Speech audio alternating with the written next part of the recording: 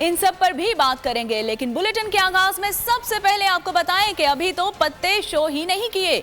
ऐसे पत्ते खेलूंगा कि ओपोजिशन के रोंगटे खड़े हो जाएंगे। चेयरमैन पीटीआई इमरान खान ने खबरदार कर दिया। सीनियर सहाफियों से मुलाकात में बातचीत करते हुए कहा कि पंजाब असेंबली की तहलील के फैसले की गूंज सदियों तक सुनाई देगी। गवर्नर पंजाब ने आइन की खिलाफ वर्जी की। असेंबली तहलील की एडवाइस में इंतखाबात की तारीख नहीं लिखी।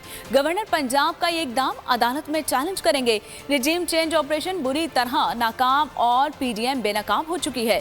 मुल्क की तबाही के जिम्मेदार डार और नवाज शरीफ है। नवाज शरीफ को सियासतदान ही नहीं समझता।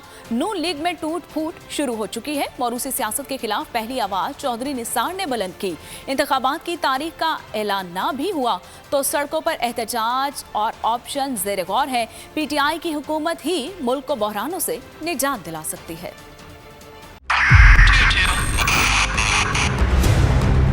2022 बहुत सारे तोहफे भी देखे गया पाकिस्तान की आवाम को। पाकिस्तान की आवाम को एक तोहफा ये दिया कि आवाम को पता चल गया कि पाकिस्तान का मीडिया क्या है। साल 2022 में सबसे ज्यादा देखे जाने वाला चैनल बोल न्यूज रहा नंबर 1। हमने बहुत सारे शोज और ट्रांसमिशंस की। पूरा साल मुसलसल जदोजहद में निकल गया कि ये वोट ऑफ कॉन्फिडेंस के पीछे कौन लोग थे।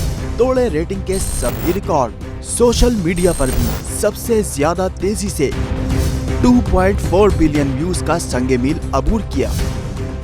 एंकर्स को भी आवाम में सबसे ज्यादा मकबूलियत मिली और सोशल मीडिया पर भी बोल रहा सब पर भारी। सब्सक्राइब करें और बेल दबाएं ताकि कोई खबर रह न जाए।